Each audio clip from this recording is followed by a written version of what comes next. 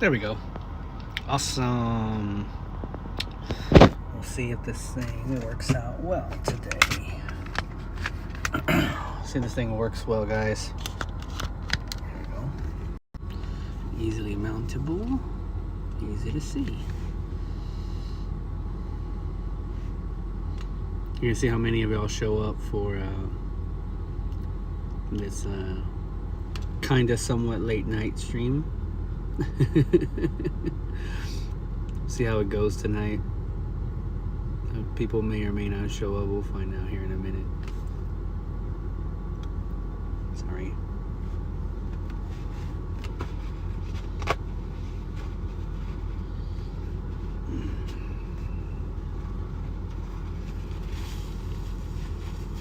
See if anybody joins. Wish I would have done this. Could have done this a little bit earlier, but you know, it's a little bit later than usual. Oh.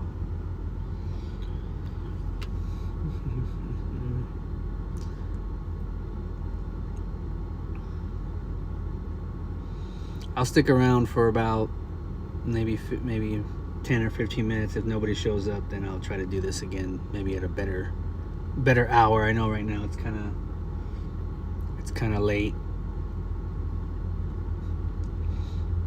but I've seen some of y'all come on here a little bit later than this, so. But this is just for anybody that wants to come in and chit chat with me. Hey, Marky, nice to see you, man. Marky, I'm not sure if you've is this your first time on one of my live chats before? I can't remember if we've talked before or not. But it's good to see you, or good to hear from you. You can see me, I can't see you. Yeah, hey, we can get right into just chatting about anything, so I don't mind talking about it. I've been with MVT now. This is my second week. I'm going up to Illinois, a little bit west of Chicago, but I mean, 2 weeks in, everything seems pretty good so far. My fleet manager is really nice. She's definitely no nonsense, but she's really nice about it, and she's on point. She knows what she's talking about, so it's real easy to communicate with her. She's very open. It's for me here. That works for me because that's an easy transition from my fleet managers at CFI. They were really good with me, and so far my fleet manager here is really good with me too. The loads, I mean, I can't speak for other drivers in this company, but so far within the first 2 weeks, I've gotten consistent miles and loads to the point where I'm not sitting for all but my 10-hour breaks, and excuse me, and I've had a couple of live loads and live unloads, but they've all been really quick. Like the longest I think I sat at a shipper, oh hey, yeah, okay, Eclipse. You just changed your name. All right, but yeah, I mean, I've been, I've only sat for maybe like 2 hours at the most. It may have even been less than that, like waiting to get loaded or whatever. So I mean, I'm not doing a lot of sitting here. I'm doing a lot of moving, and that's exactly what I was looking for. I was looking for a place that would keep me moving, give me the miles that I'm looking for, and hopefully would be consistent with it, especially right now with everything that's still going on with the carrier shortages and stuff like that. It was going to be interesting to move to another company and figure out if things were greener on the other side or not. And so far, so good. I mean, so far I'm getting the miles that I was hoping for. The pay is really good, so I can't complain about that. Everything is still, like paid for by the company. I'm a company driver, so, fuel and maintenance and all that stuff is paid for by the company. I don't have to pay for any of that, so that works for me. More money in my pocket. For now.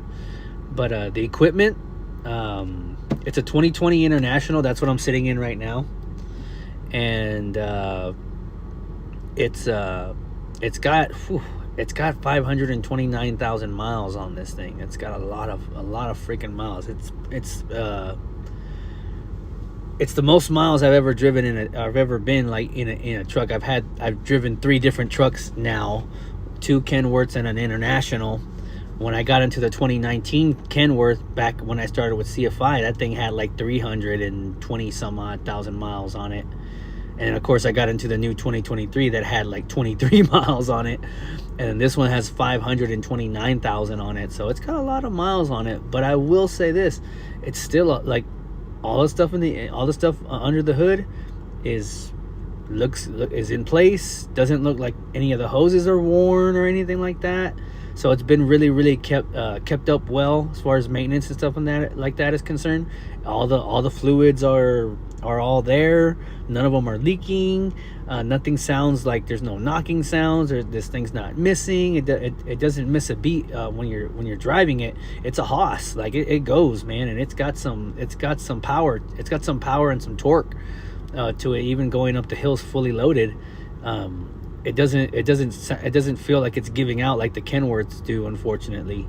Especially the new one. The new one, it seems like even though it's got the same engine block, for some reason it just doesn't seem like it has a lot of power.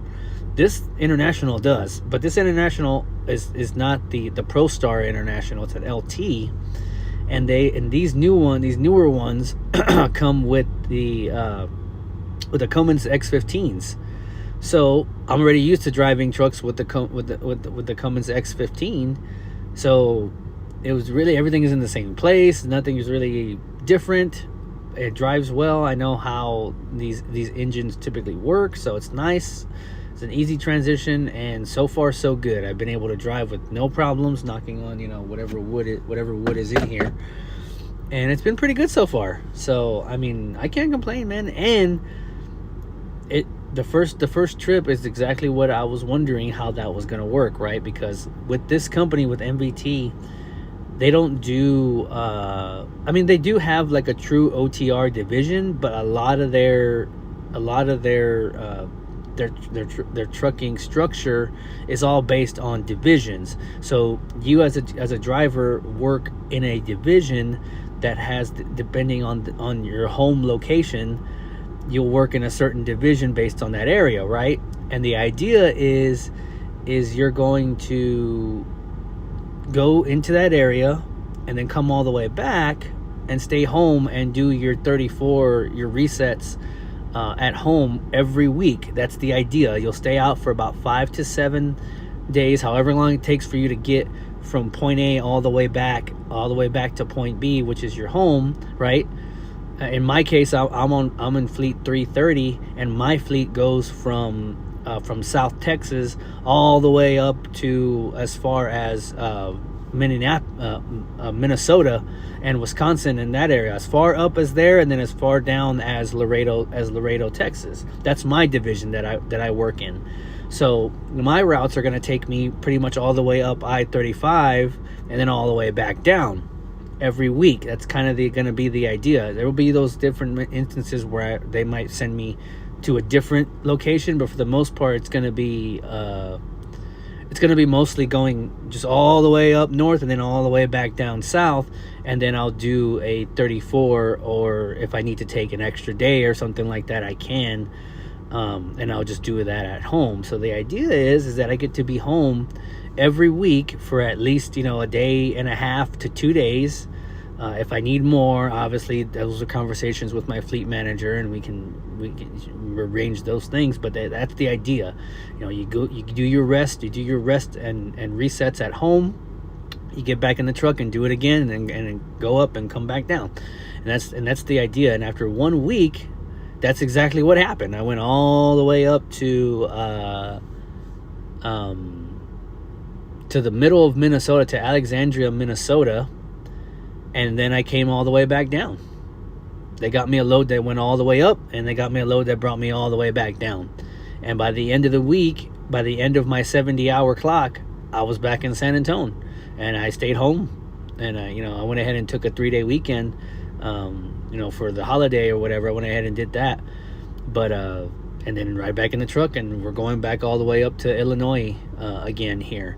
And then once I get to Illinois, I'm sure they'll find me something around that area or around the north, and then I'll come back south, and then I'll do another break again, and we'll continue it that way. We'll see, right? This is only my second week, so we're gonna see if this thing is actually consistent or not, or but I mean, that's what this company sold me on, right? This company sold me on that this is how this is going to work, this is how this is going to go. So, you know, I'm going to pay attention to it. I'm going to keep an eye on it, and if it gets to a point where it doesn't suit my liking or what I'm looking for, then, you know, I'll go look for something else again. I had so many options when I was looking into other companies, and I was very, very, I don't want to say necessarily surprised, but delightfully, like I was very, very elated that I was getting offers from a lot of different companies. Some of them OTR companies, some of them local companies, some of them regional. But I was getting offers from all over the place, and I was very, very happy about that my options are all wide open, so I don't have to subject myself to one thing if I don't feel like it fits my needs. Right now, I don't want to be a company jumper, right? Like, I don't want to be like stay in one place for a month and then go work for another place for a month. That's I don't want instability like that. I do like stability, but it needs to work within my means and what I'm looking for. And if it doesn't, then I'll walk away. I have that luxury of doing that now, that I'm not under any kind of contract or anything like that with anybody. I can walk away from any company whenever I feel that I want to. But here with MVT, so far so good. I mean, everything's really, really cool so far, and everything's, you know, worked in my favor. The equipment's, you know, it's used equipment, but it's good. I mean, the bed is one of the best things that I like about this thing, because it's got a memory foam, like a brand new memory foam mattress that I think they put in here, because it didn't seem like it was like worn or anything like that. But my body just sinks right into this thing, which really works well for me, because I'm a guy with I broke my back a couple of years ago. And so having a bed that forms to my, because I'm a side sleeper, having a bed that forms to my body is really important and really helps me get good rest. The 2023 Kenworth had an extra firm mattress, so it was very tough on my body, and I would wake up feeling sore sometimes, and I would not feel like I got good rest during those times. So the bed in this thing's real nice. And this thing's got an APU. I don't know, for those of you that don't know what an APU is, it's an auxiliary power unit.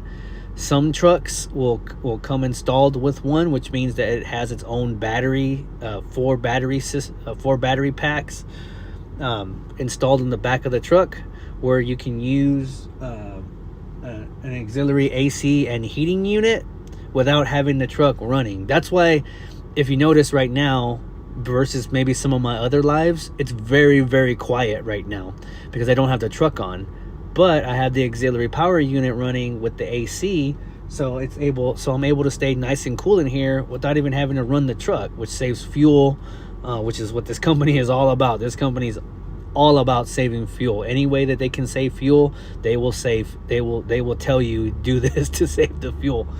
But they offer fuel bonuses and stuff like that. If you meet the criteria for it, you can get fuel bonuses and things like that. You can win some pretty badass prizes. If I end up winning having the best fuel mileage at the end of the quarter in my fleet, I think it's in my fleet, it might be company wide, but I win a car, like a brand new car. And I'm like, they give away 4 cars a year. So it's like, oh dang. So like, that's, you know, and then at the end of the year, if you end up having the top fuel mileage, you'll get $25,000. So I don't know if I'm gonna hit that, but it's something to give you something to strive for, which is nice. It's always nice to have something to strive for. Thanks, Eli. I appreciate that, man. I'm glad to see you back here in the chat. Everything's going good so far, man. I'm extremely happy right now, and we'll see if it continues to go that way. me see. Oh, it looks like my lights fell down and are turning yellow for some reason. Hold on, let me see if I can. That's the other thing is that the light setup that I had before, I tried to replicate it and it didn't quite work out, and I'm still kind of trying to work out the kinks of trying to figure out how I can mount my lights, so everything's kind of just a little bit of a mess right now. So as soon as I can get that fixed, figure out a way to mount those a little bit better, I'll fix it. But for now they look all like thrown and whatnot, so it is what it is. I don't have time to fix it right now, but yeah.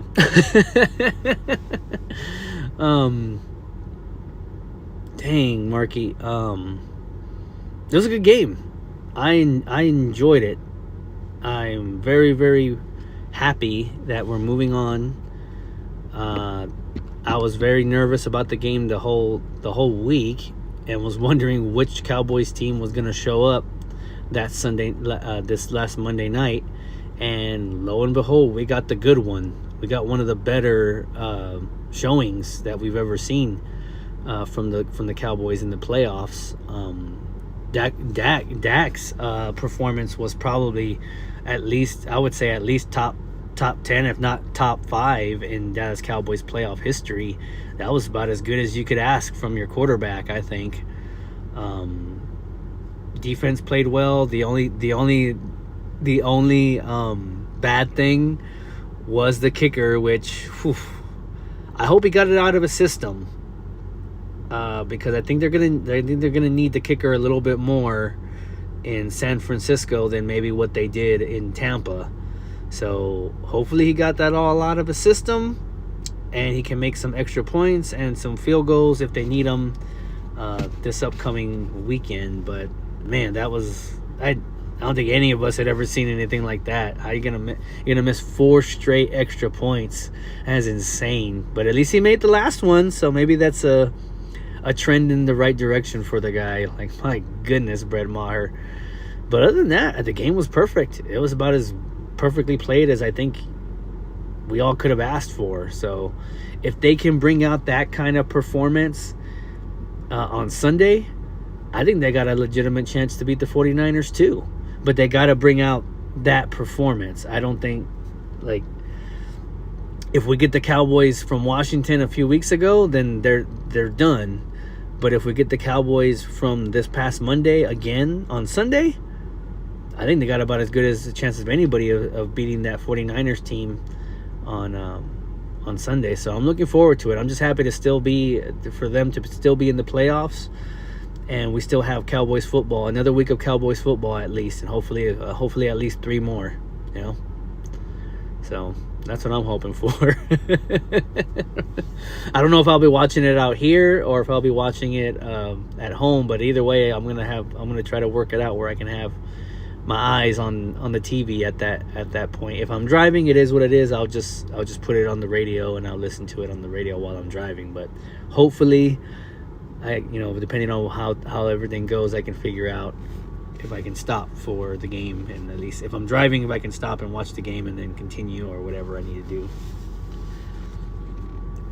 Because we all know it's not very often that the Cowboys make it this far into the playoffs, so we have to watch for sure. We have to try everything we can to watch.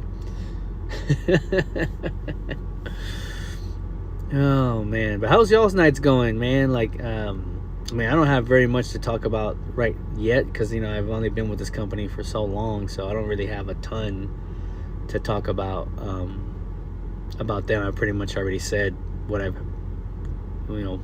could say about them. But if any of y'all want to talk about anything or whatever, just chat it up, man. Let's go. Let's get this going for a little bit longer. I'm not going to be here for too much longer, but I wanted to definitely come on here and at least let y'all know that I'm still alive, that I'm still here, that I'm still trucking. I haven't put out a lot of content lately just because I've been trying to get my feet wet here and making sure that I get the hang of this company before I start doing more, like point of view videos and things like that. Before I start upping the quantity of the content, I wanted to make sure that I'm doing good with this company and that I got everything kind of got a good rhythm with this new company, so I didn't want to just immediately start, recording videos and doing all that when I don't really know exactly what the structure of this company is as far as the operations and stuff like that. So that was kind of my goal, is to get my feet wet here, and then I can kind of start upping the content count again, and you'll see a lot more content from me versus the very little content you've been seeing from me lately. So hopefully I'll be able to do that here pretty soon. You'll start seeing a lot more trucking videos and stuff, kind of like what I was doing at CFI, but maybe even with a little bit of a different flavor now that I'm with the new company and stuff like that. It's going to be a lot more driving, I will tell you that.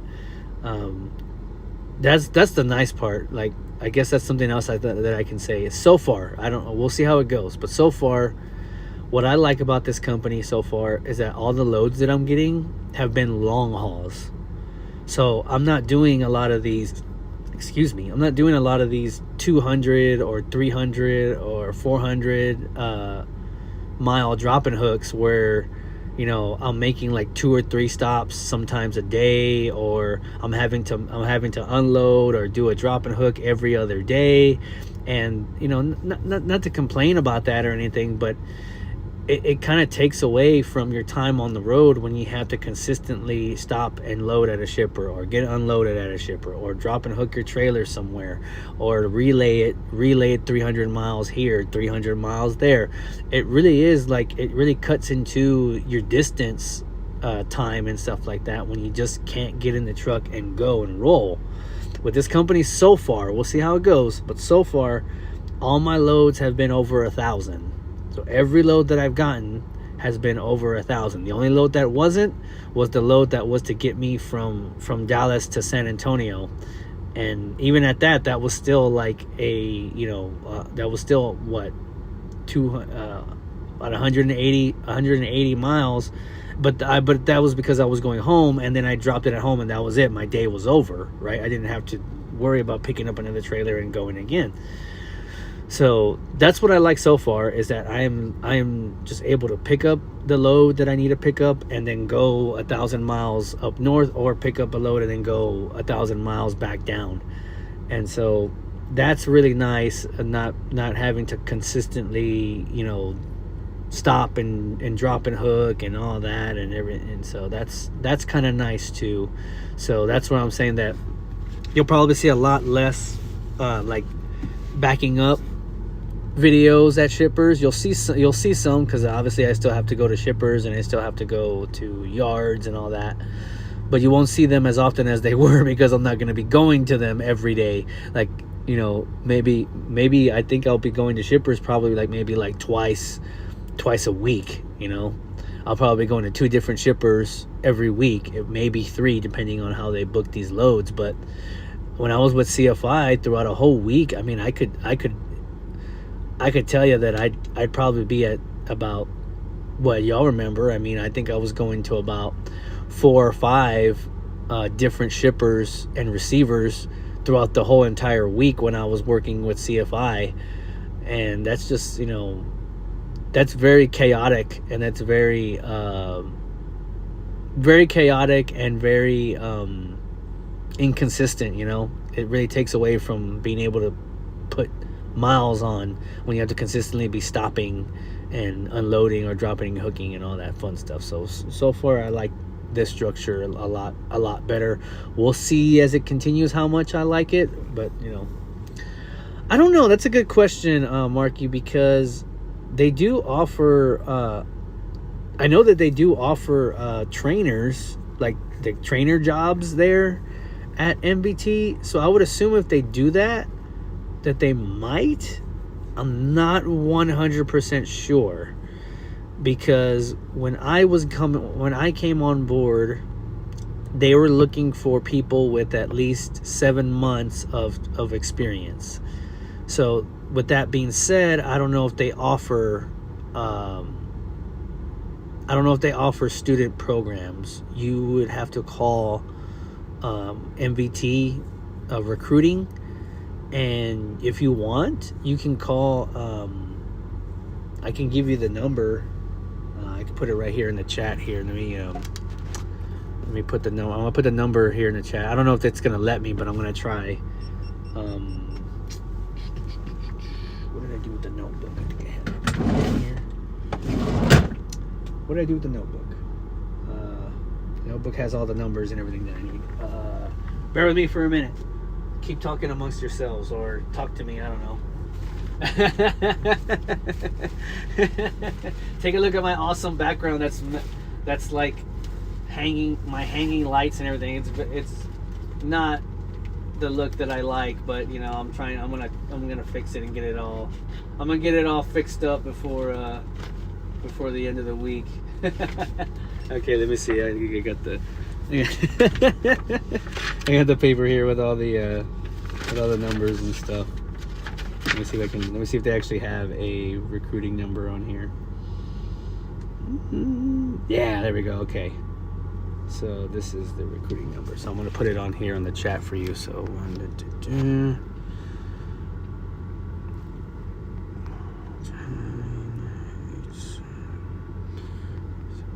okay, so this is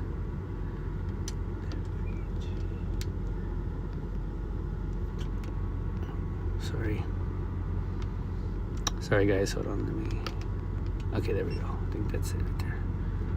So hopefully you should be able to see that. Okay,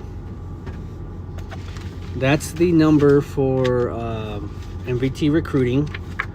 You can call them and you can ask for Darius. Darius was my recruiter, and he worked very well with me, answered all my questions, and was once again one of the reasons why I decided to give this company a chance, because he worked very, very, very well with me. He communicated very well, answered all of my questions, made sure that before I made the decision to hop on with this company that me and him dotted all the I's and crossed all the T's. So that was the nice part about it. Yes, Marky, they're one of their main locations is out of El Paso, Texas. The headquarters of the company, like the actual headquarters, is out of Las Cruces, New Mexico, but their big terminal where they pretty much do all their main stuff is in El Paso. And so but they have their big terminal is there in El Paso. They got another big terminal in Nashville, Tennessee. And then my terminal where I report to for my routes is the Laredo terminal. The Laredo terminal is a little bit smaller, but it's got everything there. It's got operations, and that's where I went and did my orientation. I went and did it in Laredo. But yes, the main truck location and all that is out of El Paso. So if you live in El Paso, or if you're local out of El Paso, or if you're like in the area, then you might have a lot more options with MVT than I even had coming out of San Antonio. So give them a call. I'm not sure if they do a student CDL program, but you never know. They might. I just didn't ask about it because I'm not, I don't need it anymore. So I just called about, trucking jobs and whatnot, and that's what my recruiter told me.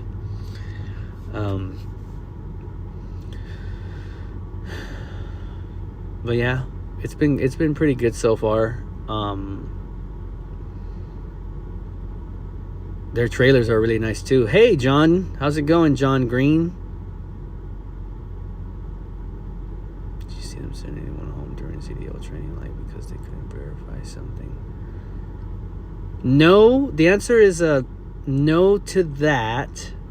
But I did see, the only thing I did see while I was there in orientation in CFI was they did send somebody home because they failed the drug test. They were a person that, I guess, because when I signed on with CFI to do the student program and the orientation and everything like that, I had to do a pre-employment drug test before I even went to the school, right? I did that in my hometown of San Antonio. And then they had me do another drug test when I got to the school in Crowder.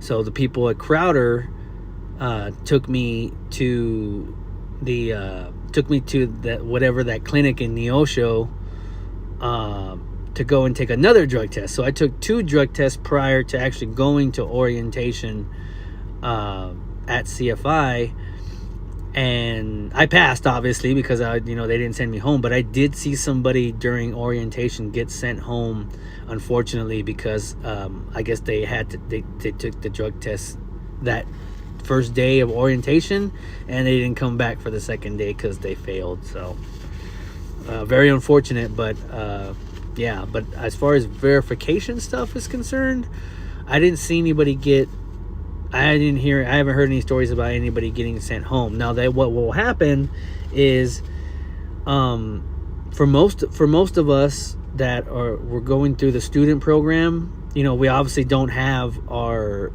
license, because that's what we're trying to get. So you'll have your permit, right, when you go to class, and if you decide to go the student route, you'll go to class, right? You go to Crowder, or you'll go to Springfield for Truck Dynasty or whatever, and you'll only have your permit. So what'll happen is that once you pass the exam, right, like you pass the road test and whatnot, and now you're actually able to get your CDL, you're gonna have to go back to your home state at some point and turn that permit into your actual CDL license, right, to your full license.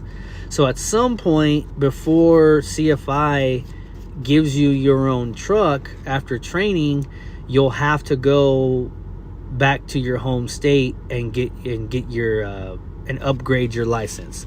That's the only time that they'll send you home for something like that, right, to get your full license. But usually they'll check all your other verification stuff before you even get there. If they see if anything during the recruiting process doesn't meet their criteria to hire you, they typically won't even bring you all the way over there. If you're there in Crowder, that already, or at Crowder College or at Truck Dynasty doing the student thing, it's because you've already passed all the verification for everything. Otherwise, they wouldn't take you all the way over there. They wouldn't go through all the trouble of sending you all the way over there if you weren't going to be verified at all.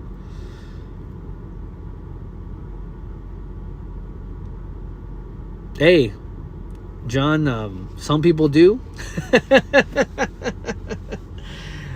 Some people do, and some people don't. My advice to people is, obviously, if you don't need drugs, don't do them. If you do them recreationally or whatever, my suggestion to you is, if you want to get into this business, you need to get off of them for a little while. And because you can't be a truck driver and do drugs. It just doesn't mix. So companies don't like that. So you have to make your choice, right? Do I want to continue doing drugs, or do I want a trucking career? Like, what do you want to do, right? You have to make that choice. So, but that's good that you don't. Hey James, how's it going, man? Welcome to the chat. I'm just chilling here, talking about my new company here, with how things are going with MVT, and just chilling out with everybody in the chat. Anybody that wants to chill out here and talk, man.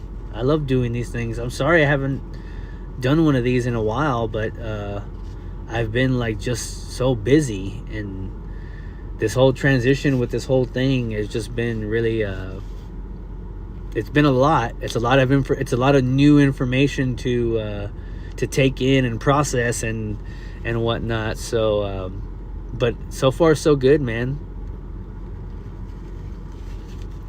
Yeah, every single truck, John, here at MVT, they put the deer guard, the bumper. Every single truck here at MVT has that bumper installed, which is nice. It's nice to know that in the event that Bambi comes out of nowhere and I don't have enough time to move out of the way, it's gonna hit that bumper first, and it's not gonna do, and it shouldn't do a lot of damage to the actual truck itself at that point. So I'm very, very happy about. That's very. I mean, and it's real easy. It's real easy to move out of the way to open up the hood. It's literally just a little like rod thing, and you just kind of pull it up and pull the thing back to be able to open up the hood. So it's real easy to push it out of the way and whatnot. It's not that bad. But I like it. It's also nice, you know. I mean, I don't ever bump anything, but it's nice to know that it's there in case I do. I'm not gonna damage the truck. Like, let's just say there's like a curb, or there's a wall or something. You know what I mean? Like, maybe my depth perception wasn't good that day. That even if I just slightly bump it, it's gonna bump that bumper first and not the truck. That's just nice, good security, knowing that that's there, because that's what that thing's there for. It's there in case, in an event that something hits it or it bumps, it more than likely won't damage anything on the truck. So, or on the actual, you know, like hood itself or anything like that. So that's kind of cool. It's kind of nice. The trailers here at MBT are also a little bit different too. I know a couple of other companies do this as well, but this is a company that does the now on the newer ones. I think they're discontinuing them, but on anything that's from 2020 and before that, has the fins, the trailer fins. It's all for fuel economy and aerodynamics, for fuel economy purposes. It's the little fins. You just kind of pull them out, and it looks like it literally looks like it has like wings on the back, and it looks like a tunnel. And then the reasoning for that is literally just for fuel economy purposes, for better aerodynamics and whatnot. It's pretty much what it is. Nothing, you know, like there's no like it adds 5 miles per hour to your, you know, no, it's literally just to help with aerodynamics. That's about it.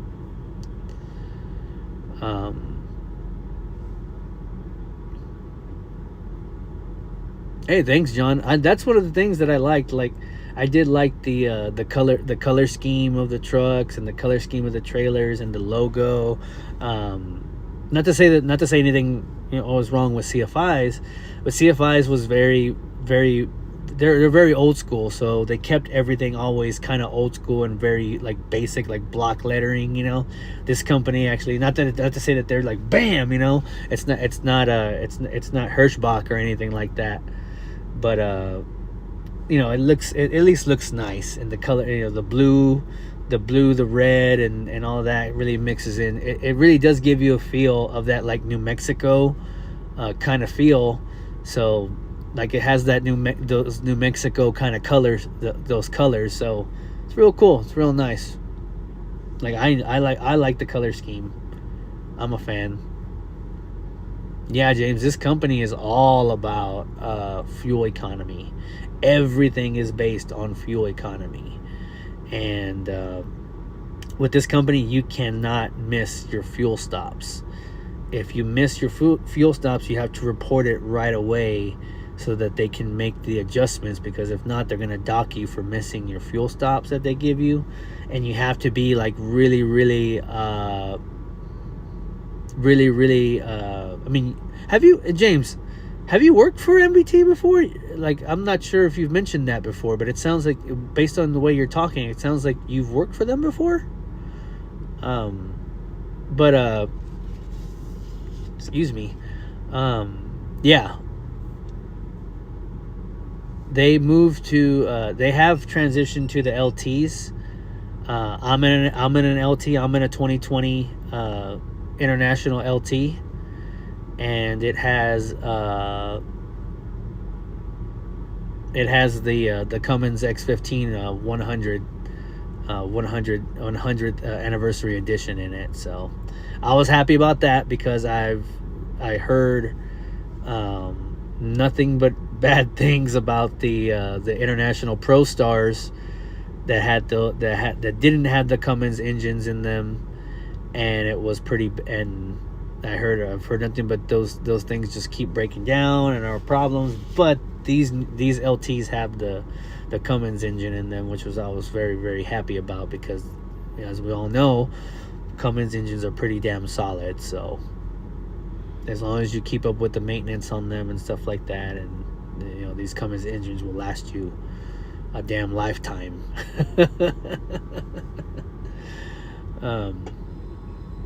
Oh wow, James, that's interesting to hear. That's really, really good. 12 miles per gallon. Wow.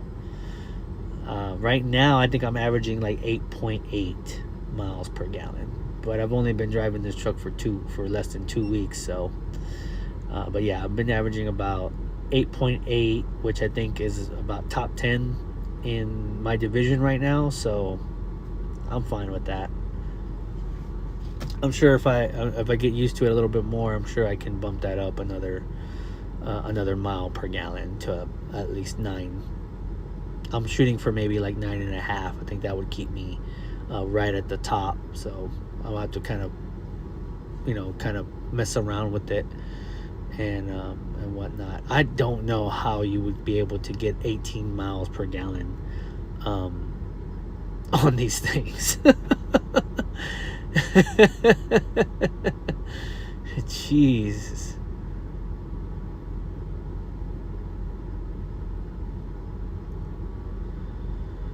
Hey Michael, how's it going?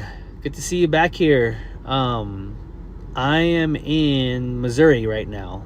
I'm a little bit past Mount Vernon. I'm about maybe like 60 miles north of Mount Vernon, Missouri. I stopped at the rest stop here, and to be honest with you, I'm not sure exactly what city I'm in right now in Missouri, but I know that I'm a little bit north of Mount Vernon. I'm headed to Illinois right now. A little bit Villa Park, Illinois, which is a little bit west of Chicago. So luckily I'll be way outside of inside of the loop of Chicago, so I don't have to worry about that.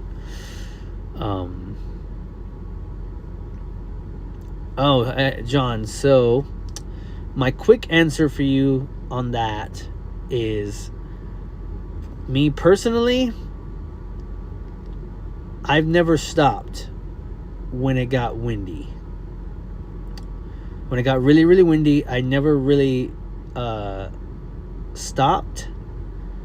But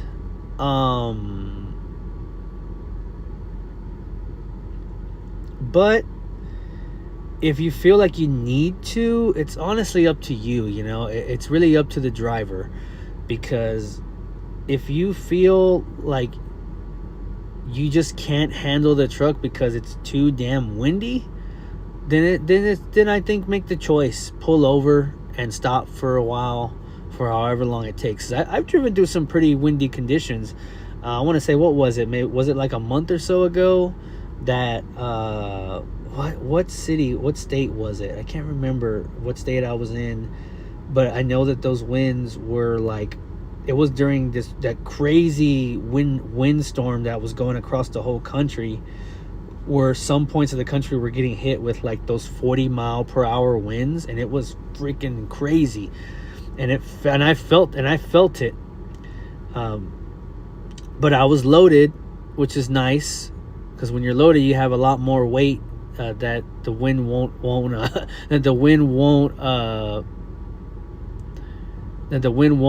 tip you over or anything like that. It's usually if you're empty. If you're empty, then I would just kind of pay attention to what your truck is doing, right? If you're going down and you feel like your truck is really starting to, like, if the wind pushes and you feel like the truck is definitely, like, you're losing control, like it's fishtailing a lot based on the wind, or if you even feel any kind of equilibrium going kind of wonky, then I would definitely pay attention to that and just make the decision to stop, call your dispatch, especially with CFI. Just call your CFI dispatch or your fleet manager, and explain to them that the wind is just too strong and you're afraid that it's going to tip you off the road and tip you over, and they typically won't give you any like flack for making that decision. It's one of the things that CFI was really, really good about, is that they really do make you the captain of your ship. And as long as you're being honest about what's happening and why you can't roll, they typically will not hold it against you if you need to stop. If you feel like it's uncomfortable, you just got to communicate with them and let them know why, and they typically won't get mad at you or anything like that. But if you're empty and it's a really, really like massive winds, then yeah, just pay attention to how your truck is acting. And if you feel like those strong gusts are gonna flip you over, then yeah, just stop. That's the best thing that I can say.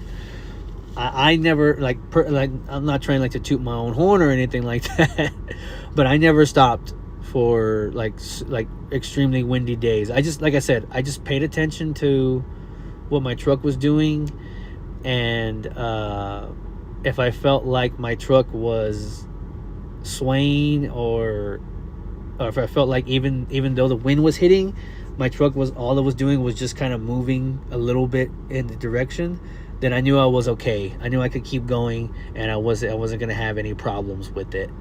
So that's why I would usually just pay attention to what my truck and my trailer were doing based on what the wind was doing to it, and kind of make a choice from there. Same thing with like rain, like thunderstorms and snow and all that. It's the same thing. Just pay attention to what your truck is doing, and if you get to a point where you feel like, nope, I'm not gonna put myself through that anymore because my truck, I'm starting to lose control of my truck and my trailer, get to the nearest place that you can stop and just call it a day and pick it up the next day.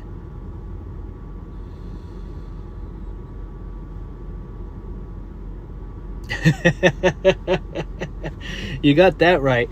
It's either FedEx trucks or it's bull haulers, man. Those bull haulers, they'll pass you up going 80, whether it's dry, raining, or snowing. They'll pass you up going 80. They don't give a shit, dude. Those bull haulers are like, they're the craziest truck drivers that I've ever seen out here.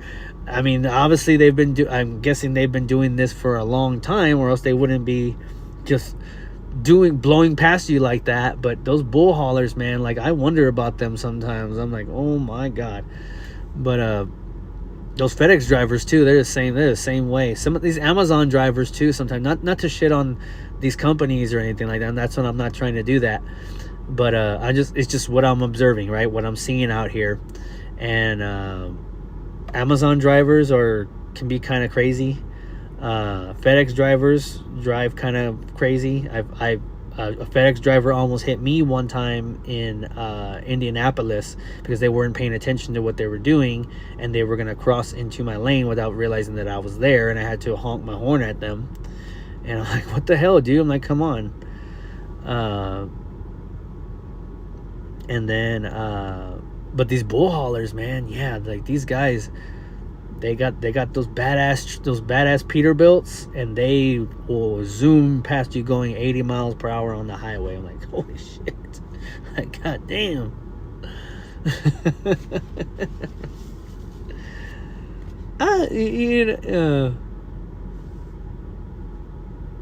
Oh, damn, that's crazy.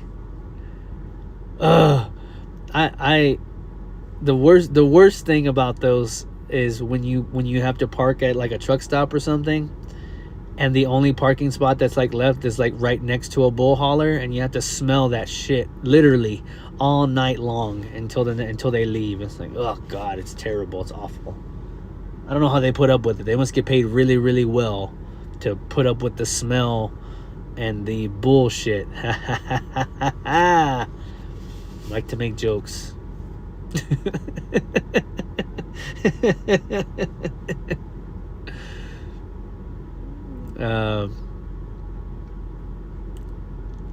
James, if I remember correctly, the last time I did one of these, it might have been 2 streams ago, I can't remember, but you were saying, were you the one that was saying that you were broken down on your first week with CFI, like the truck that they had signed to you was crap? Were you the one that was talking about that, James? Like, forgive me if I'm not remembering that correctly, but I think I remember you saying that you were out on your first week and your truck broke down and they kept you out of that truck for a couple of days, right? Like almost a week, I think you said that you were down. Are you still dealing with stuff like that, or is it other stuff that you're dealing with now? I don't mind. I mean, not that I ever did, but, you know, I don't mind telling. Like, I think I've kind of already told y'all a little bit the reasoning why I left CFI. And obviously the biggest reason is I wasn't really gonna get. We couldn't work out better pay. We tried. We talked a little back and forth about it, and we could not get to a point where I was comfortable, and where they were comfortable with paying me, unless it was gonna be to do training. Like unless I wanted to be a trainer, and I just don't think that I'm ready for that just yet. I think I need to be out here at least another year or so before I'll consider being a trainer. I don't think it would be fair to any of y'all, like especially rookies or anybody thinking about coming on, to be trained by somebody like me that's only been out here for a year. You know, like, I don't think that'd be fair to y'all. So I didn't want to do that to myself just yet. So if that was the only option for me to make a little bit more money with CFI, then there wasn't really a reason for me to stay anymore. And then everything just kind of got stagnant there for a little bit. I was doing a lot more sitting than driving. I mean, literally there would be weeks during that last month that I was working with CFI where I would just be sitting there for like 2 days before I got something. I'm like, man, this is too long. Like, I need to be. And then when I would get something, it would be like 400 miles. And I'd be like, oh my God. And it's like, what are you, it's like, come on guys, like, what are we doing? And while I did understand that, you know, the company and other companies, not just them, are going through a little bit of you know, a supply shortage, which was causing freight to kind of go down a little bit, the rate of freight, right? And I know that they tried their best, and I commend them for trying their best. I really, really do. That's why I don't really shit on CFI or anything like that, because they gave me everything that I was looking for what I needed to grow and learn in this industry. But we couldn't come to an agreement on expanding my growth, so I needed to go somewhere else. That's why I left.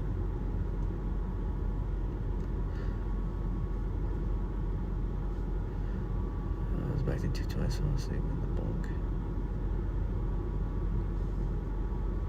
Oh man, that sucks, Michael. I've had that. I mean, obviously y'all have seen, it happened to me one time where, you know, I got a rude awakening at a Love's truck stop, and I had to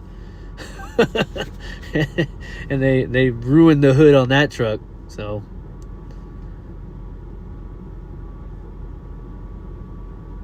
been here 2 months. I've been on the road for only 2 weeks. So I was in Java for 4 days to get allowed.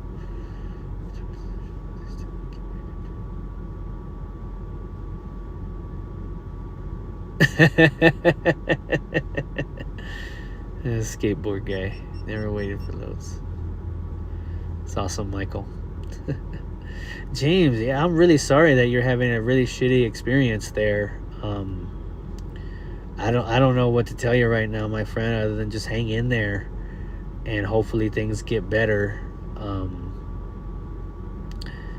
I mean, that's the only thing I can tell you. The other thing I can tell you is with CFI is, if you are not happy with your fleet manager, if you feel they're not doing enough for you, reach out to HR and let them know that your fleet manager is not giving you the assistance or the help that you feel that you need right now.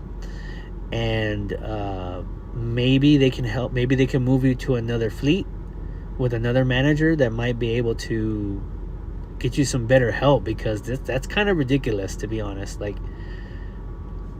and you know, I was blessed, and I got really lucky with the 2 fleet managers that I had during my time at CFI.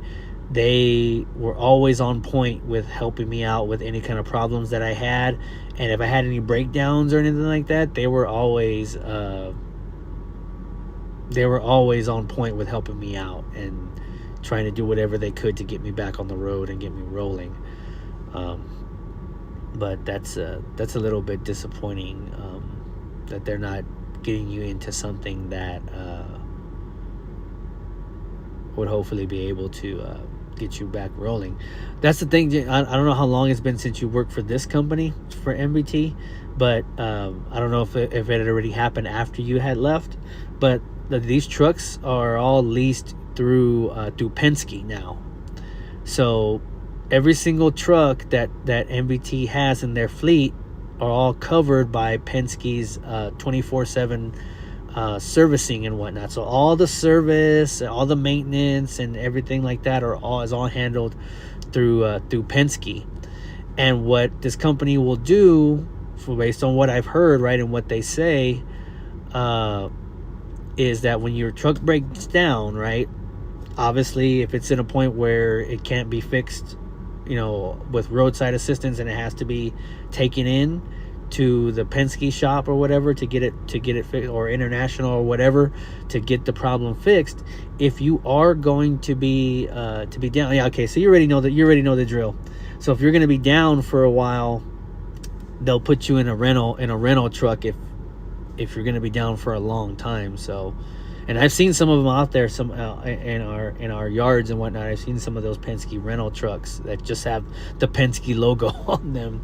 So I'm like, okay, so that's something good to know, is that if I break down out here, knocking on wood that I don't, but if I do, and if I'm going to be down for a significant amount of time, that they'd at least give me something, you know, to move with, so I wouldn't have to sit in a hotel room for a week or anything like that while I'm waiting for a truck or for the repairs to be done or whatever, right? So hopefully I don't have to deal with that, but we'll see how it goes. I did have to deal with the Penske repair already, because with the first trailer that I had, it ended up getting a flat because it got like a nail in it or something that got too deep, and when I woke up in the morning, it was completely flat. And when I called the Penske 24/7 line, real nice, real quick. They had luckily I was already out of Love's that had a truck shop thing there, so it was really easy for them to set that all up, and then I was back on the road in, I think, less than an hour, maybe an hour at most. I was back on the road with a brand new trailer tire and whatnot. So yeah, it was really, really easy working with those Penske trucks, with those Penske people. Jeremiah, I'm about 60 miles north of Mount Vernon, Missouri. I'm headed towards Villa Park, Illinois, so that's where I'm going to. But right now, I'm a little bit north of Mount Vernon, Missouri. So I'm in Missouri. I guess you could say I'm probably like in the middle of Missouri right now. So, yeah. Some of the trailers have super singles. Some of them have the doubles. The one that I have right now, the trailer that I'm hooked up to right now, has super singles on it. The truck itself, runs off of doubles, double drives. So no super singles on the actual truck, on the tractor. But this trailer does have super singles on this one. But the other trailer that I had last week had doubles on it. So I've dealt with super singles at CFI when I was there. Some of the older trailers there at CFI had super singles too. So it's not my first rodeo with the super singles. The one thing that I like about the super singles, if there's only one thing that I like about them, is that it's really, really easy to see any problems with them. Because they're so huge, and you don't have to try to like creep in between to see what's going on the inside wall or anything like that. On doubles. But so it's very, very easy to see anything going wrong with it's very, very easy to see anything going wrong with those super single tires. The one thing that I don't like about them is that if anything happens to them, like you're pretty much done. Like, yeah, and you're done until they can, like, you can't even really roll like off the highway or something like that. If one blows off on you, you have to come to a stop because you're done. Like, you can't move that thing anymore. But it's very, very easy to see problems with them. That's the one thing that I like about the super singles. It's very easy to see the tread, very, very easy to see if there's any issues with them, versus the doubles where you have to kind of, creep in with your flashlight, and you have to like really be able to see in between them and whatnot. They're also very difficult to put air in, because you have to, get into the other side of the tire to the back one and whatnot, with the little hose thing, versus this one just has one hose and you just put in your air and then pump it up if you need to. Luckily, this one has the one that I'm on has the auto inflation, so I just had to check to make sure that the auto inflation system was working. It is, so I don't have to worry about that with this one.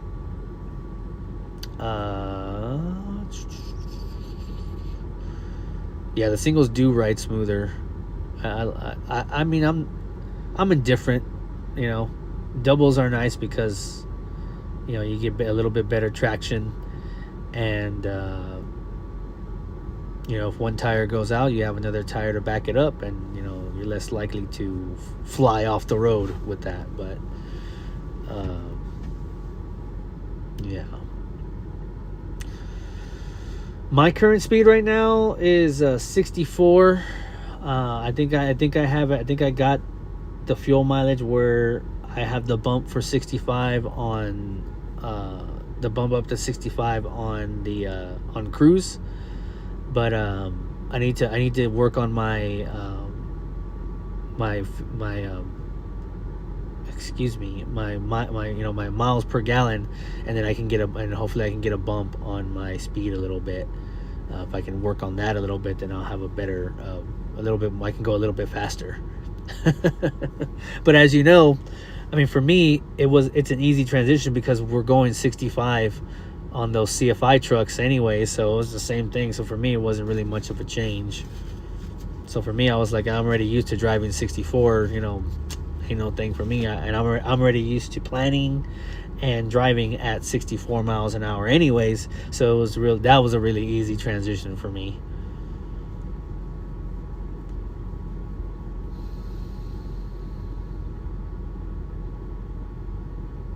Yeah, see, that's kind of my thought too.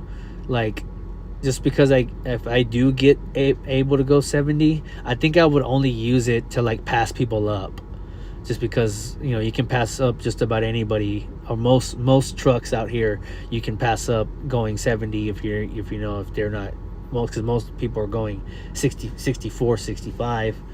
That's probably what I would use it for. I would just use it to pass people up, and then I would go back down to about 60, 63, 64, which is a good fuel mileage speed. So I guess you're right about that, Michael. I guess the traction's pretty good. I would imagine it is, because it is a bigger space of a tire, so I guess traction would be better on the super singles. So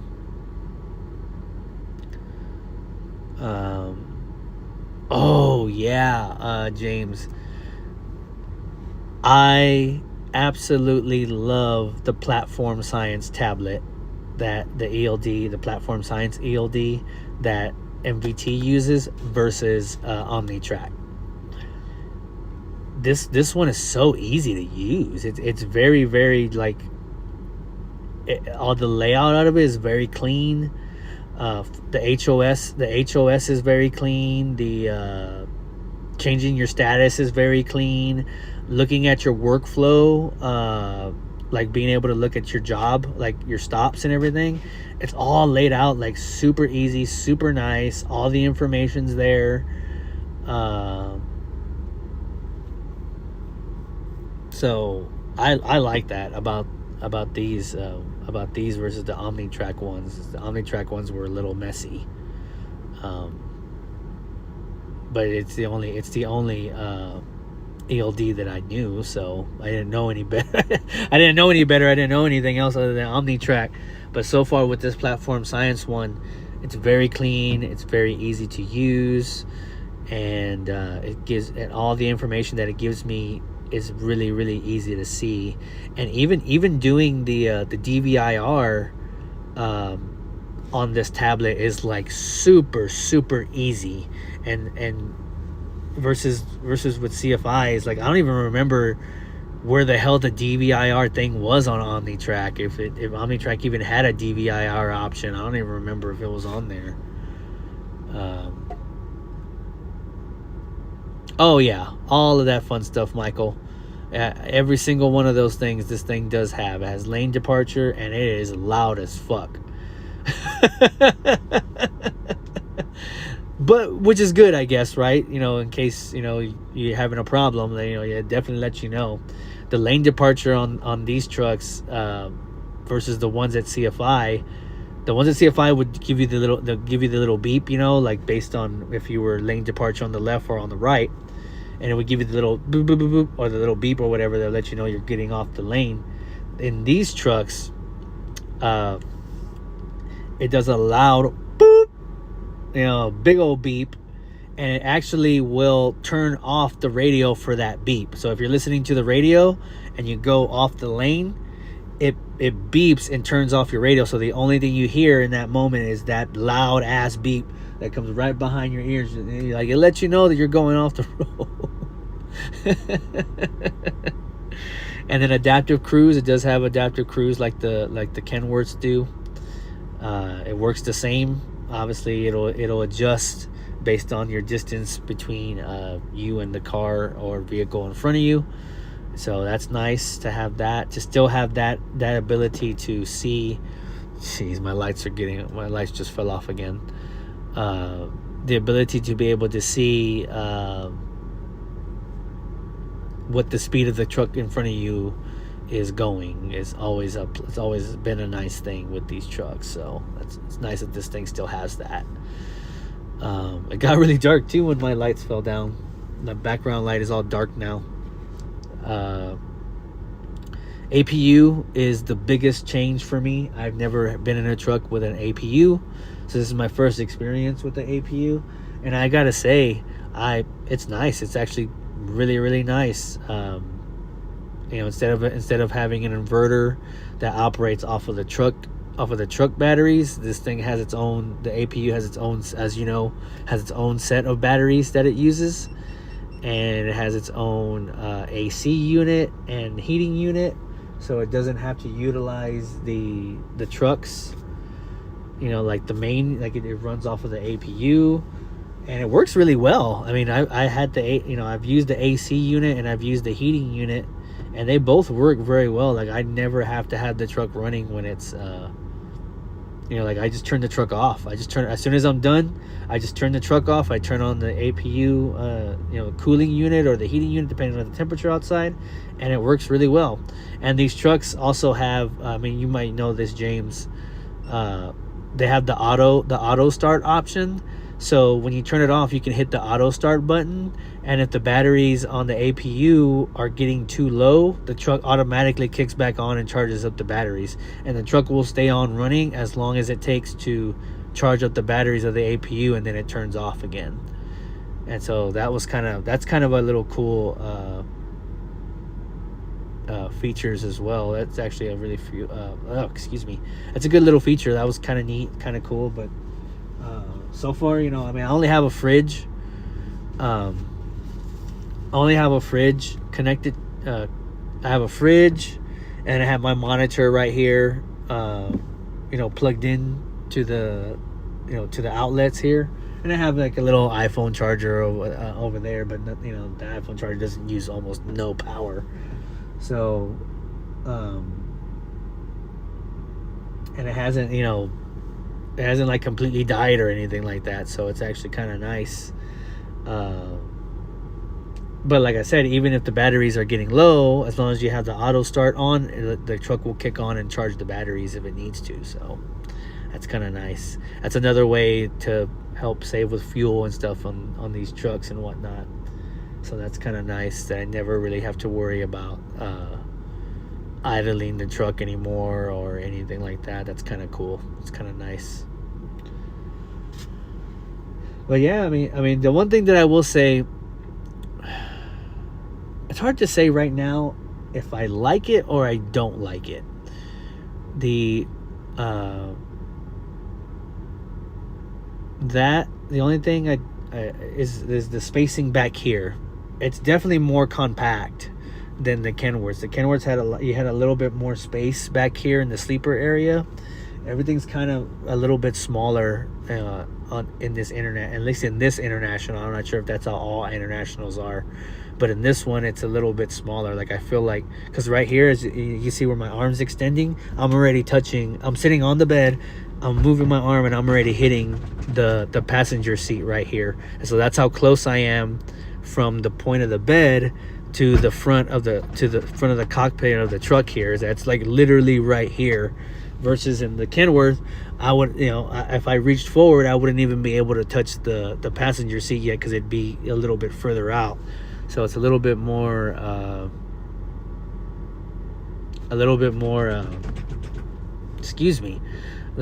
compact back here. The bed here also, see how low it is. So like if I'm sitting on this bed like I am right now, I have to sit on the edge of the bed, or else I'm not gonna be able to sit in this thing. So like I can't even like like see, like I can't even like sit up straight because my head already hits here. So like I have to like lean back in order like to not hit this thing, because if I do, my head will hit it right here, and then like I have to like crouch over here. So I have to kind of sit at the end here. And it's a little bit you know, it's a little bit more compact. But what I did is I just took out the mattress up here, and I use it for like storage and stuff. So I have the fridge up here on the top bunk, and then I have just you know, some other like bags and stuff up here, and the coffee maker up there and whatnot. So do I have a box under the bunk for the pew pew? I'm not going to answer that question. I'm not going to put it out there, but you know, it's got room.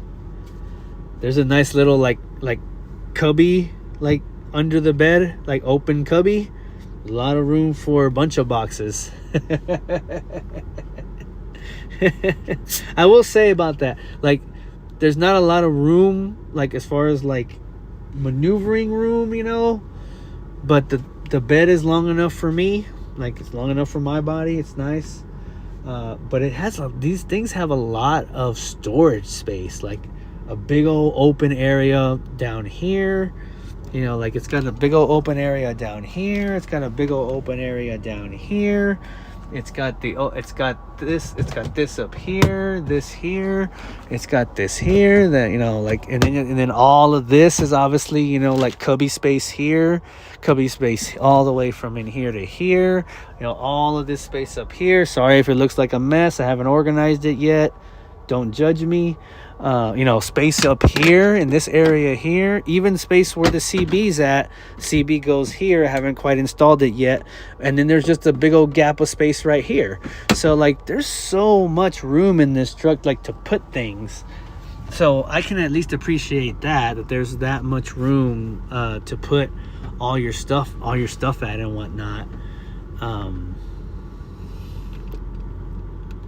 I'm pretty sure I don't have anything blocking the vents. I mean, I can double check to make sure, but I'm pretty sure I have the vent area. I'm pretty sure I have the vent area clear. I'll double check that, Daniel, to make sure, but I'm pretty sure I don't have anything blocking the heater vents right now. I'll double check it, but I'm pretty sure I don't have anything blocking those vents right now.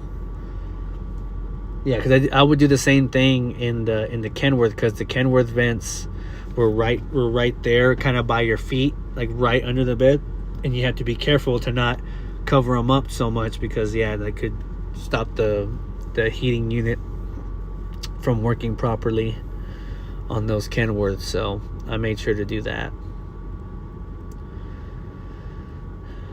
But I was kind of shocked on these internationals to find out that they don't have a glove compartment.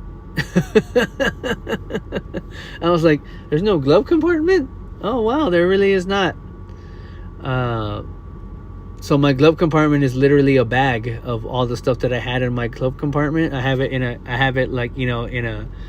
plastic. I have everything that I had in the glove compartment, all like the little tools and the fuses and all the little extra crap that I had that was sitting in the glove compartment in the Kenworth.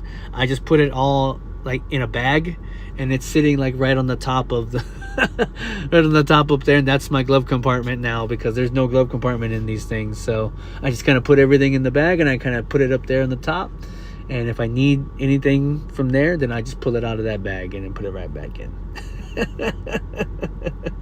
I thought that was kind of interesting. I was like, oh, no glove compartment in these things, huh? Okay. But there's plenty of storage room in this thing, and now that I'm, that's another thing that kind of has changed for me too at this point, is that now that I'm able to go home every week now, I don't have to overpack anymore. I don't have to overstuff the truck with stuff anymore, because I only need to bring what I need for the week now. So now I don't have to bring as much clothes with me. I only have to bring, a little more than a week's worth of clothes with me. I don't have to bring, every single little thing that I used to have in the other truck. I didn't have to bring with me this time, because I don't need it anymore like I did when I was staying out, 4 to 6 weeks at a time, doing OTR with CFI. Now, knowing that I am going to be home every week, it's easier to not bring so much with me. So I don't even have to utilize all the room in this thing. I can just use what I need, and then it goes from there. No, it's not necessarily a dedicated thing, James. It's all based on divisions. I'm not sure if they had this while you were working for Mesilla Valley, but everything works off of most of us that drive for this company work in divisions. So we'll work where in our division area, right? Like for me, I work in division 330. That's my fleet, right? That I work for. And our fleet, everybody that works in fleet 330 goes from anywhere in the South Texas area, right? You'll go from that area, you'll drive all the way through, and you'll pick up and drop off loads in the Missouri, Illinois, Wisconsin, Minnesota, Tennessee area, within that whole kind of Midwest area of the United States. That's kind of our route. So we'll go through there, and then we'll come back, and then we'll come back down, and we're able to take our the idea is to get us home before our 70 runs out, so that we can do our breaks in our home city, wherever that is. For me, it's San Antonio, and luckily we have a drop yard in San Antonio, so I'm able just to go and drop the truck off and everything at the truck and the trailer off at the drop yard, and then go home. That's kind of the ideal. We'll see if it continues to go like that, but we'll see how it goes. So it's kind of like a dedicated route, but it's not the same place that I'm going to every load. And I'm also not holding on to the same trailer. Like I do pick up a different trailer every single time. So it's not necessarily like a dedicated route, but it kind of works like that. Kind of, sort of, but not really. That's what kind of enticed me to try this out, because I don't really see any other companies that do trucking like this. or that do their routes like this. Most other companies have either like true OTR, regional, or dedicated routes, right? This company is the only one that I saw that when I was applying for companies and going through, that had this this interesting like area route thing that I was like, like that's interesting. So it's not regional per se, and it's not dedicated per se. It's just a little bit of both, I guess. As silly as that sounds, I mean, that's how I kind of see it. I'm trying to see if I can find the page. I thought there was a page in our little book that had our divisions on here, but I guess not. I guess maybe I just thought that it did, but I was trying to look and go through here and see if our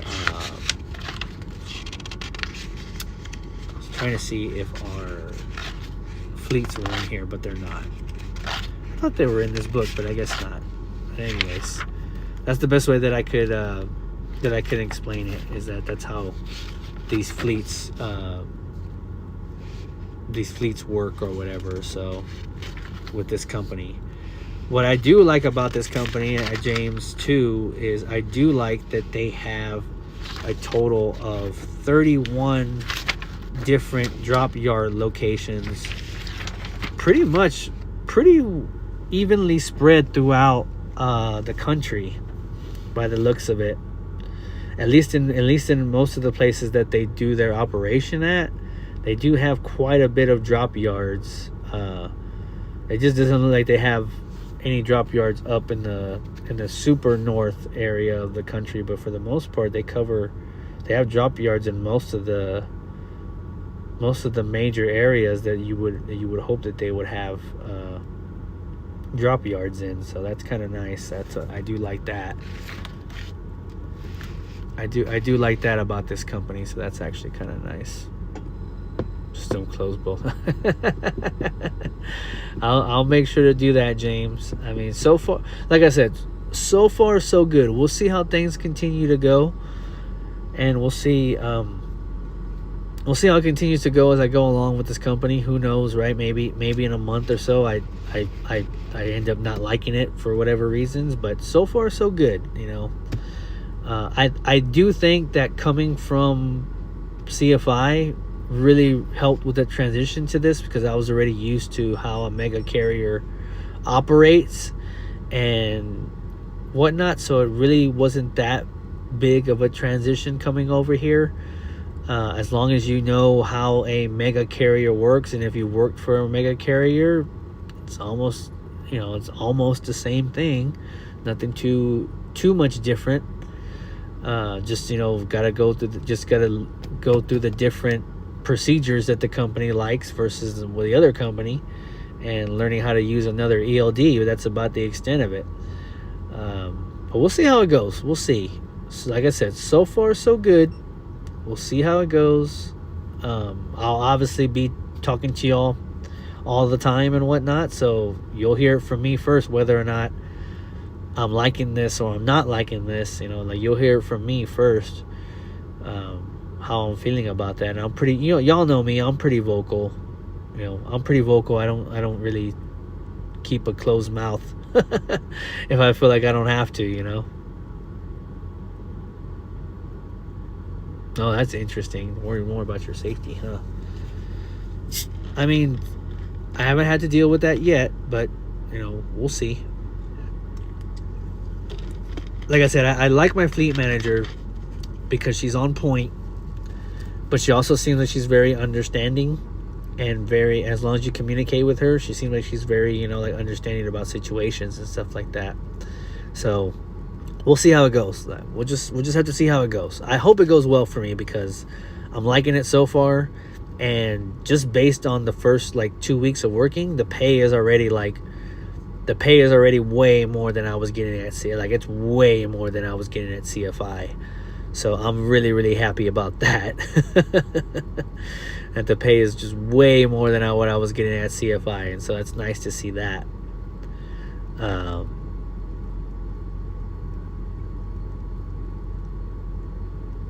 Yeah, I have Zoralia. She's real chill. I think she's out of El Paso too, Zoralia. But she's really she's good with communication. She communicates with us every day. That's what I like about her, is that even if it's just sending a message on the thing to say, hey, let me know how it's going today, talk to me, all that stuff like that. Like, I think it's very important to keep good communication with your fleet. I do like that about her, is that she's all about communication. Keep communication with her. That's all she asks. That's all she asks. That's what she told me, right? She said, all I ask of you is just to communicate with me. Don't keep me out of the loop, because that's where things get ugly. It's like, fair enough to me. Fair enough. I like communicating, as y'all know. So, as you already know about me, I love to communicate, so I don't mind.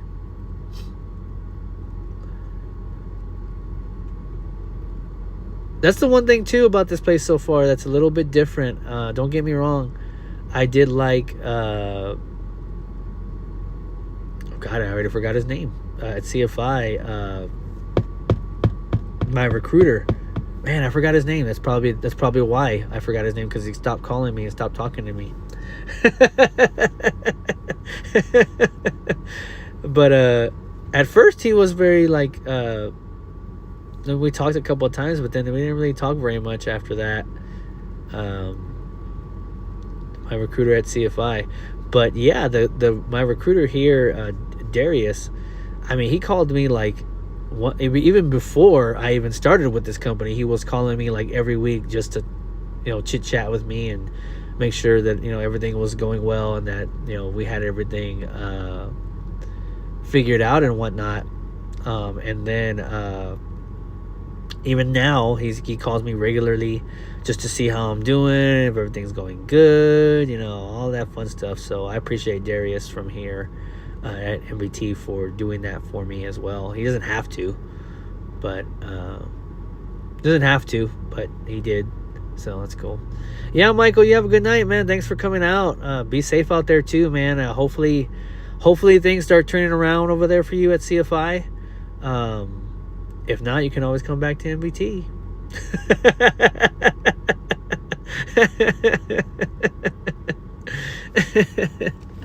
I mean, James, you're with MBT. Sorry, Michael. You're with a different company. I'm sorry. Forgive me for that. I got y'all mixed up for a minute. I'm sorry about that, Michael. But you have a good night, Michael.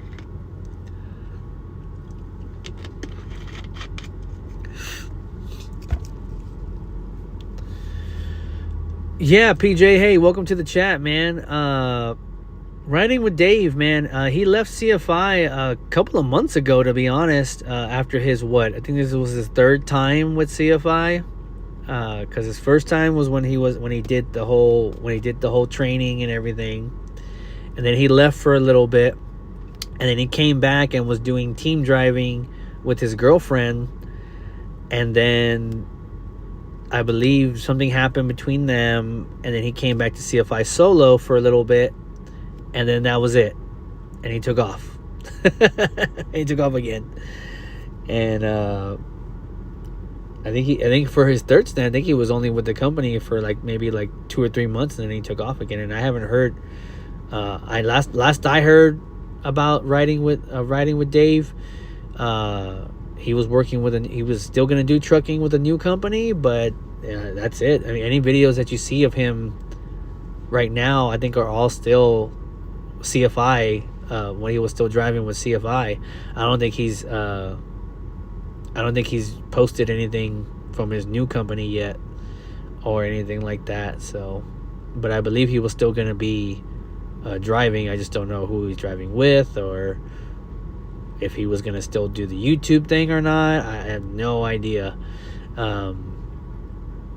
He was one of the guys that I don't know. I don't like to say look up to, because I don't really look up to a lot of people other than my dad. But But you know what I mean? Like he was one of the ones that I watched that got me into this, that got me interested in truck driving and whatnot, because it looked like he was having a lot of fun, and it looked like he was, and he was a guy that didn't really have any experience in this and just picked it up and started doing it, right? So I thought, man, if he can do it and if he can make it look like this, I think I could make it. I could do the same thing. So I went for it, and here I am now. I'm having a lot of fun doing this. I think I found my calling, and I don't see myself doing anything but truck driving for a while. So I'm gonna keep doing truck driving for a while, even if it's with multiple companies. That's the way it has to be. It's fine, but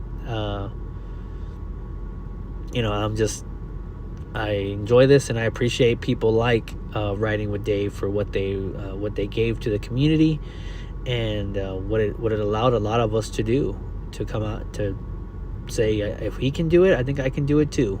So, and I hope that I'm not out here trying to be an inspiration for anybody or anything like that, but I hope that maybe sharing my experiences and stuff like that with y'all encourages some of y'all that are thinking about doing this to giving this a shot, because you can do anything you set your mind to, because that's how I did it. I set my mind to doing this, and here I am. So if I can do it, you can do it too. If you put your mind to it, you can do anything you want to do. And I have your back, guys. For all your newbies out there, I have your back, man. If you continue to ask me questions, and I'll continue to answer them the best of my abilities for y'all, if you are thinking about doing this. And I'll be honest with you too, and tell you whether or not I think you should do this or not. It's not for everybody, but you never know until you try, right? PJ, quick question for you, PJ. Do you like working for Walmart? Do you do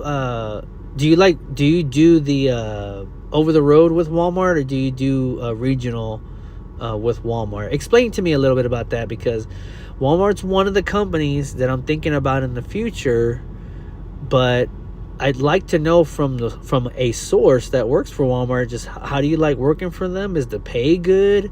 Is it worth it? Do you like working for Walmart? Let me know. Let me know in the chat, man. Tell me all about your Walmart experience. I want to know.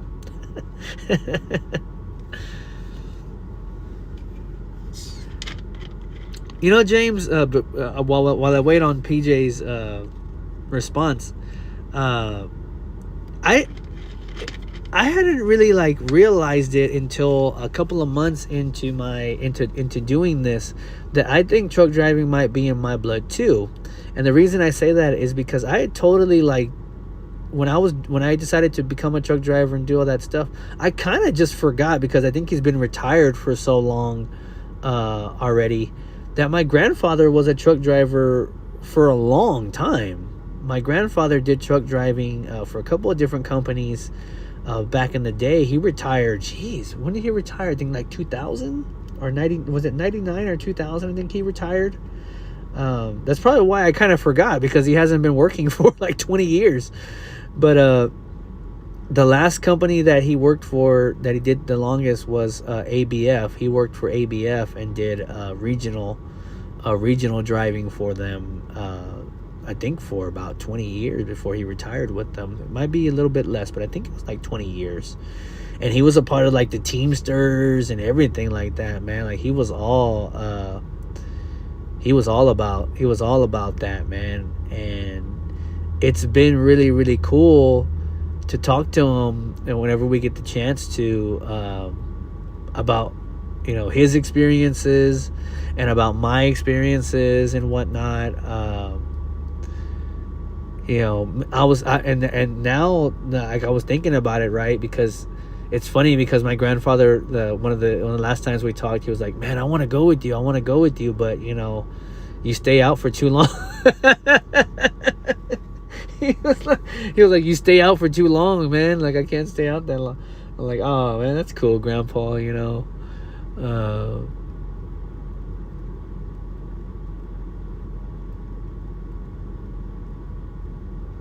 Okay.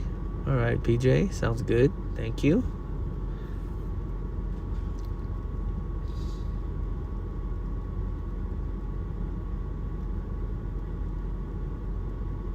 But yeah, but now that I'm on this weekly route thing, I might talk to him again, and I might see if my grandfather wants to come on a ride with me. It's probably been 20 years since he's been in a ridden in a big rig and whatnot, So I think that would be kind of cool to take him on a ride with me.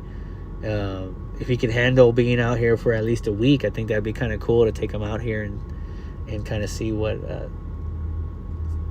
he thinks about the new way of doing the new age of truck driving versus how it was for him doing it in the 80s and the 90s.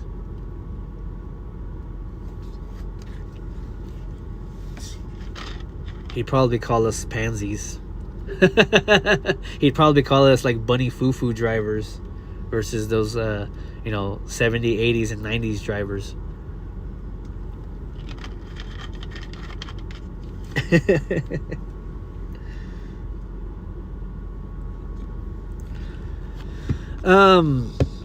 I have a monitor right here, PJ. It's right here, right next to me. Literally, like right here. It's right here. Real quick. See? That's my monitor right there. I have it. I don't have it mounted or anything. I just have it right here. The base is right here, and I just have it strapped so that way when I'm driving, it doesn't shift on me. Same thing that I did when I was in the Kenworth. I just put it in the corner and then I just strapped it down while I was driving so it wouldn't move. So that's what I use. I use the monitor for to hook up my laptop to it, to hook up to my PlayStation to it, and I watch TV that way. I do know that if you want to, you can buy the DirecTV, satellite thingamajig, and you can put it on top of your truck and you can get satellite TV from anywhere. But I ain't paying for that shit. I pay enough for cell phone internet and all that fun stuff to be able to stream things, so I'm not going to pay for mobile satellite. I'm not going to do that. Don't waste my money. That's just my opinion, though. If you want to get the mobile satellite TV and all that, that's up to you. But I feel like it's a waste of money because I'm already paying for the streaming services that I'm paying for, and all I had to do was up my cell phone hotspot, and that's it. Sure, PJ, why not, man? Shout out to TJ, Earl, Big John, TJ, and Terry. I think that's who you wanted me to do it that way. So I give two shout outs to TJ. Dang, TJ must be special. Big shout out to your boys, man. Big shout out to your boys. Tell them to come on here and come on these streams, man. The more the merrier.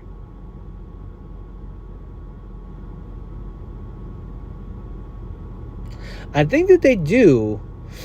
I just don't know if I'm able to utilize it. I don't know if I should do that.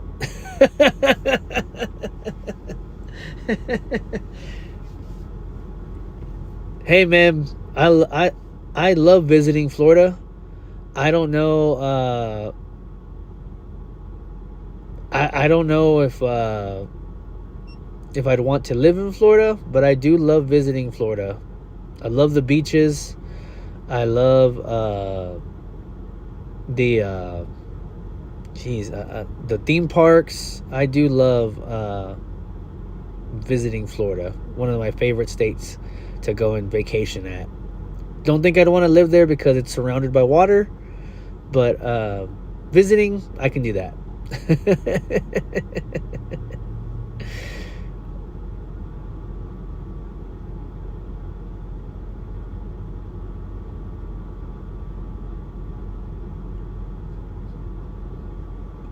PJ, forgive me. I'm trying to understand what you're trying to ask.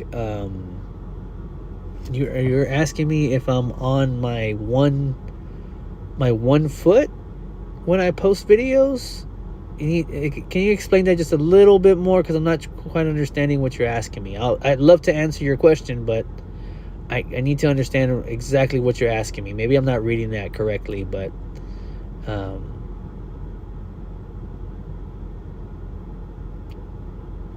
assuming, are you asking me if I'm on my phone when I post videos? I mean, yeah.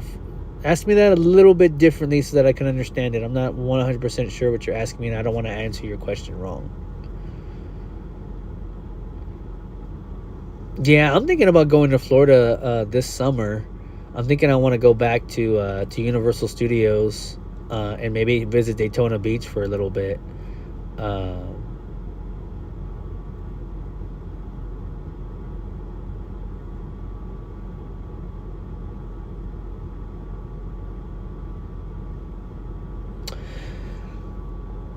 um, if that's what you're asking, PJ, I think that's what he might be asking, right? I mean, forgive me, PJ. I'm really, really sorry. I'm trying to understand what you're asking me. But if you are asking me if I do my videos and stuff like that during my 10-hour break, sometimes, depending on how I feel. Like right now, I felt pretty good enough to come on here and use most of my 10-hour break to come and talk with y'all. And then after I get off with y'all, I'm going to go straight to bed.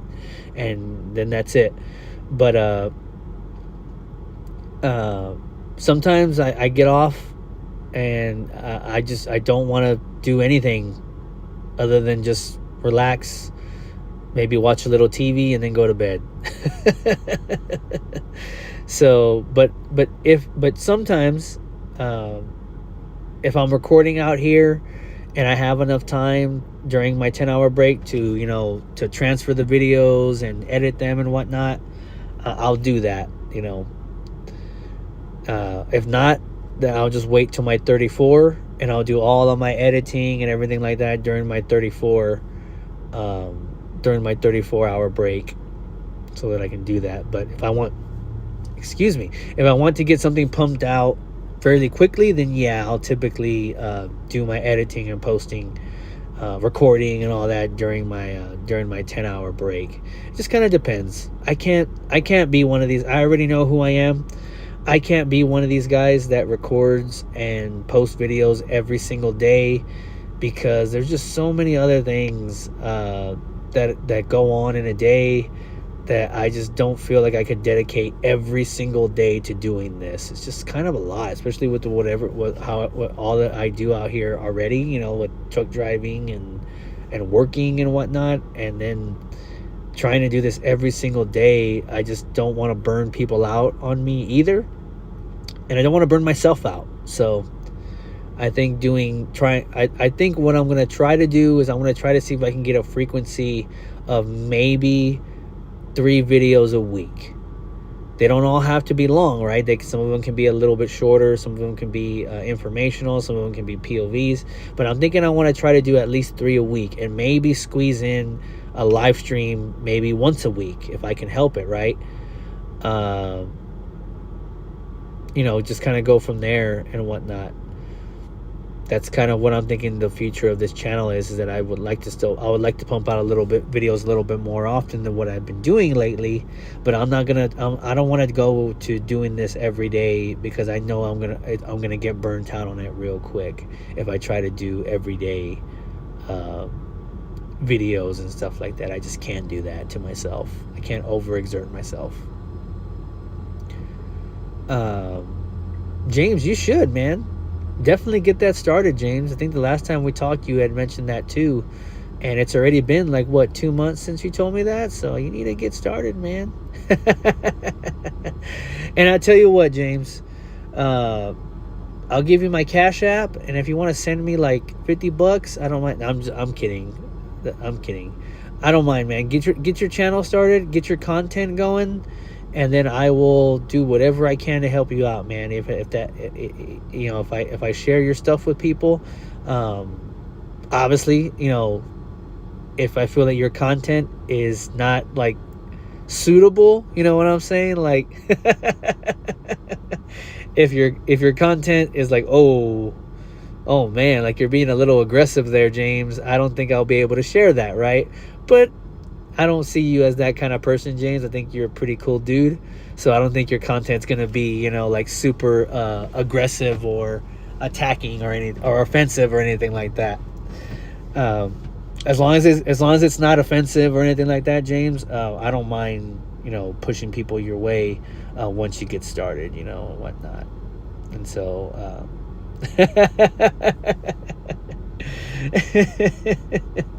I don't mind helping out. I don't mind helping y'all out, man, because y'all are the ones that are watching the content, that are continuing to come on here and chat it up with me, man. So getting good with me, and I'll do you good too, man. I appreciate you guys and whatnot. So if y'all want any shout outs, or you want me to share your channels and everything like that, just talk to me about it. And I don't mind showcasing y'all, and whatnot. Just as long, like I said, just as long as you're not offensive in your content, then I can't share offensive things or anything like that, or I can't share any like like bullying or drama channels and stuff. I'm not going to share stuff like that. But if you're just trying to get started on here, with your trucking channels or whatever you're doing, man, I don't mind sharing and telling other people about it. More than happy to do that. And if you get bigger than me, hey, that's cool too, man. That's cool. You get yourself going, you blow up, that's great. Awesome. That's what I'm hoping for anybody that wants to get this, wants to get into this and get started. That if you can blow up your thing, go ahead, man, get it. That's all I can say. Go and do big things. And let me tell you this, James, too, man. If you want to become a part of this, like if you want to do your own YouTube channel and stuff like that, dude, this goes for anybody that's still watching this and is thinking about doing, not only truck driving, but is thinking about doing YouTubing as well. Be careful with the community, because not everybody in the community has your best interest when it comes to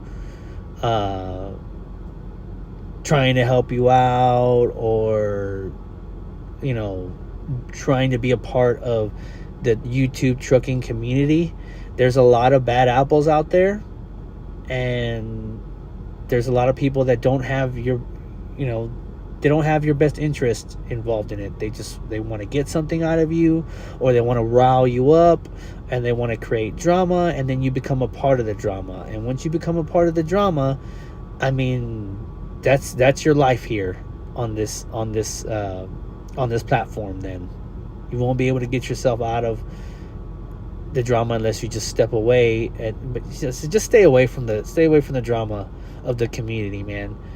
Like, pay attention to who you're talking to and how they talk to you, and don't feed into the drama. It's cool, to go out here and venture into other channels and stuff like that, and it's very cool to be fans of some of the bigger channels and all of that fun stuff, and trucking groups and all of that. But once the drama starts coming along, make that choice of whether or not you want to be a part of that drama or not, because it's only going to lead you to a lot of headaches. So I stay away from all of that. I stay over here on my side of things with my bucket of popcorn, and I may watch the drama and see how it's going, but I don't feed into it, and I don't become a part of it. So I'm just going to keep doing my thing over here.